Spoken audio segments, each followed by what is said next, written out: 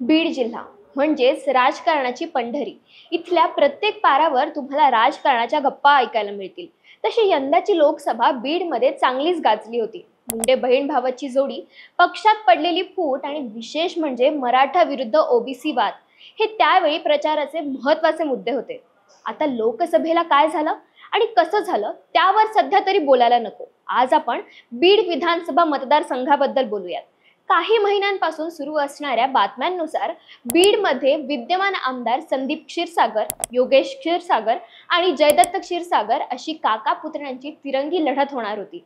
मात्र वर्तमानात पाहिलं तर शिवसंग्रामच्या ज्योती मेटेंनी राष्ट्रवादी काँग्रेस शरदचंद्र पवार पक्षात प्रवेश करत बीडच्या जागेवर लढवण्याची इच्छा व्यक्त केली आहे.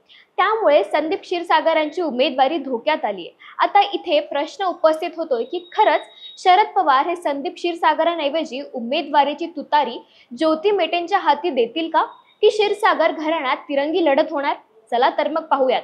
पण त्यापूर्वी तुम्ही जर चॅनलला सबस्क्राईब केलं नसेल तर लगेचच सबस्क्राईब करा. क्षीरसागर घराण्याचा राजकीय इतिहास पाहिला तर तो सुरू होतो 1972च्या विधानसभा निवडणुकीपासून.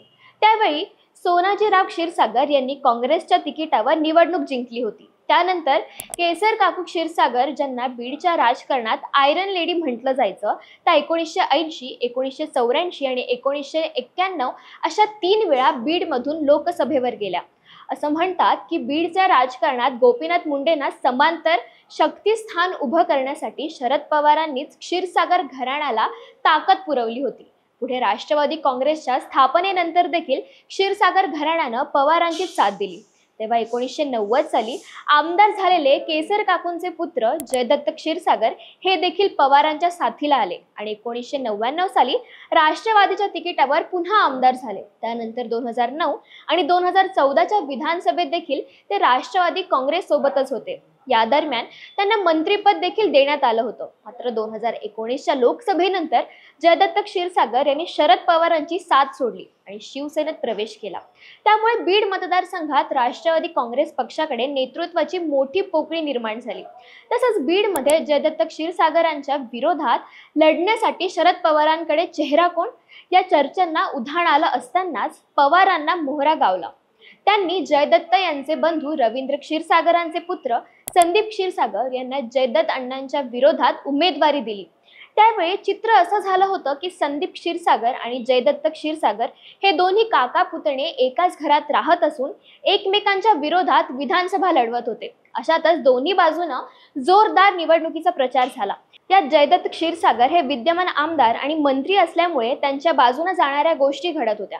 मात्र जयदत्त क्षीरसागरांबद्दलची अँटी इन्कम्बन्सी विरोधात तरुण आणि नवीन चेहरा आणि त्यासोबत शरद पवारांना मानणारा वर्ग या सगळ्या गोष्टींची बेरीज बसली आणि अवघ्या 1984 मतांनी संदीप क्षीरसागरांचा विजय झाला. त्यानंतर मधल्या काळात राज्याच्या राजकारणात बऱ्याच राजकीय उलथापालथ झाल्या. जसं की शिवसेनेत फूट पडली आणि एकनाथ शिंदेंनी आपल्या 40 आमदारांचा गट घेऊन भाजपसोबत महायुती सरकार स्थापन केलं. आता त्यावेळी जयदत्त क्षीरसागर हे शिवसेनेत होते. त्यांनी ठाकरेंची साथ सोडली नव्हती. मात्र त्यांची एकनाथ शिंदेंच्या बाजूनं ओढ ही वाढत होती. अशातच बीडमध्ये मुख्यमंत्री एकनाथ शिंदेंच्या हस्ते होणाऱ्या विकास कामाच्या उद्घाटन सोहळ्यात जयदत्त क्षीरसागरांनी हजेरी लावल्यामुळे त्यांची ठाकरेंच्या पक्षातून हकालपट्टी करण्यात आली. मात्र त्यानंतर देखील जयदत्त क्षीरसागरांनी आपलं समर्थन एकनाथ शिंदेंच्या मागे उभं केलं नव्हतं. त्यांच्या शिंदे गटातल्या प्रवेशांच्या चर्चा व्हायच्या खऱ्या, पण त्या फक्त चर्चाच होत्या. पुढे त्यानंतर अगदी वर्षभरातच राष्ट्रवादी काँग्रेसमध्ये देखील फूट पडली. तेव्हा संदीप क्षीरसागरांनी शरद पवारांसोबत राहणं पसंत केलं होतं. त्यानंतर अचानक एंट्री झाली ती योगेश क्षीरसागर यांची. योगेश क्षीरसागर हे संदीप क्षीरसागरांचे चुलत बंधू आणि जयदत्त क्षीरसागरांचे दुसरे पुतणे आहेत. त्यांनी मध्यंतरीच्या काळात संदीप क्षीरसागरांवर निशाणा साधत पुष्पाला सांगा डॉन आलाय असा एक व्हिडिओ ट्विट केला होता. तसंच काही दिवसांपूर्वी त्यांनी राष्ट्रवादी काँग्रेस अजित पवार गटात प्रवेश करून विधानसभेसाठी आपली उमेदवारी देखील निश्चित केल्याचं बोललं जातंय. त्यामुळे काका विरुद्ध पुतण्या अशी जी लढत बीड मतदारसंघात होणार होती ती काका विरुद्ध पुतण्या अशी तिरंगी होताना दिसते. मात्र यात देखील एक नाट्यमय घडामोड घडली आहे. ती म्हणजे ज्योती मेटेंचा राष्ट्रवादी काँग्रेस शरदचंद्र पवार पक्षात झालेला हा प्रवेश. शिवसंग्रामचे दिवंगत नेते विनायक मेटे त्यांच्या पत्नी ज्योती मेटेंनी राष्ट्रवादी काँग्रेस शरदचंद्र पवार पक्षात प्रवेश करत बीडमधून विधानसभा लढवण्याची इच्छा व्यक्त केली आहे. ज्योती मेटेंच्या म्हणण्यानुसार आम्ही लोकसभेतून माघार घेतल्यापासूनच विधानसभेवर लक्ष केंद्रित केलं होतं. आम्ही मतदारसंघातल्या 110 गावांचा दौरा देखील पूर्ण केलाय. आता त्यांनी अशी उघडपणे इच्छा व्यक्त केल्यामुळे आणि शरद पवारांनी देखील त्यांचा पक्ष प्रवेश करून घेतल्यामुळे संदीप क्षीरसागरांची डोकेदुखी वाढली आहे. कारण बीड जिल्ह्यामध्ये सध्याला मोठ्या प्रमाणात मराठा विरुद्ध ओबीसी हा वाद पेटलाय. तसं लोकसभा निवडणुकीत मराठा उमेदवारी दिल्याचा फायदा शरद पवारांच्या पक्षाला झाला होता, तसाच काही फायदा विधानसभेला देखील होईल असं कुठेतरी शरद पवारांना वाटतंय. त्यामुळे बीड मतदारसंघात मराठा उमेदवार देण्याच्या तयारीत शरद पवार दिसत आहेत. तसंच जर बघायला गेलं तर बीड शहरामध्ये मराठा मतांची संख्या जास्त असल्यामुळे इथे मराठा उमेदवाराचा फायदा देखील होईल आणि ही बाब शरद पवार जाणून आहेत. आणखीन एक महत्त्वाचा प्रश्न इथे निर्माण होतो, तो म्हणजे मनोज जरांगे पाटील यांच्या भूमिकेचा. कारण जरांगे पाटलांनी विधानसभा निवडणुकीत आपले उमेदवार उतरवण्याचा निर्णय घेतलाय आणि बीड हा त्यांचा बालेकिल्ला असल्यामुळे ते बीड मतदारसंघात देखील उमेदवार देतील असंच दिसतंय.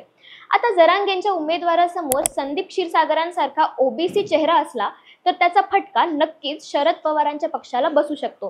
अशातच ज्योती मेटेंना जर बीड विधानसभेच्या मैदानात उतरवलं तर मेटे कुटुंबानं मराठा समाजासाठी केलेलं काम, मराठा समाजात मेटे कुटुंबाला मानणारा मोठा वर्ग, ह्यामुळे मनोज जरांगे पाटील हे ज्योती मेटेंविरोधात उमेदवार न देता उलट त्यांना पाठिंबा देऊ शकतात. आणि जरांगेंचा पाठिंबा ज्योती मेटेंना मिळाला तर त्याचा परिणाम हा बीडसह इतर मतदारसंघात देखील होऊ शकतो आणि कदाचित त्यामुळे शरद पवारांनी मेटेंना पक्षात घेतलं असावं.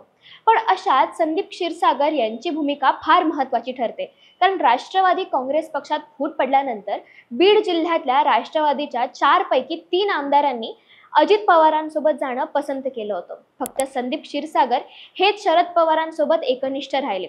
तसंच गेल्या दीड वर्षापासून संदीप क्षीरसागरांनी खंबीरपणे शरद पवारांच्या पक्षाची भूमिका सर्वसामान्यांपर्यंत पोहोचवण्याचा प्रयत्न केलाय. तसंच या लोकसभा निवडणुकीत त्यांनी बजरंग सोनवणेंच्या विजयात मोलाचं योगदान देत त्यांना बीडमधून 55,000पेक्षा जास्तीचं निर्णायक मताधिक्य मिळवून दिलं होतं. त्यामुळे त्यांची उमेदवारी कापली जाणं हे पवारांना न परवडणारं दिसतंय. मग इथे पर्याय समोर येतो तो विधान परिषदेचा. कदाचित शरद पवार हे ज्योती मेटे किंवा संदीप क्षीरसागर यांच्यातल्या एकाला विधान परिषदेवर पाठवून एकाला उमेदवारीची तुतारी देऊ शकतात. आता याबद्दल तुम्हाला काय वाटतंय? बीडची तुतारी शरद पवार कोणाच्या हाती देणार? तुमच्या प्रतिक्रिया आम्हाला कमेंटमध्ये नक्की कळवा. धन्यवाद.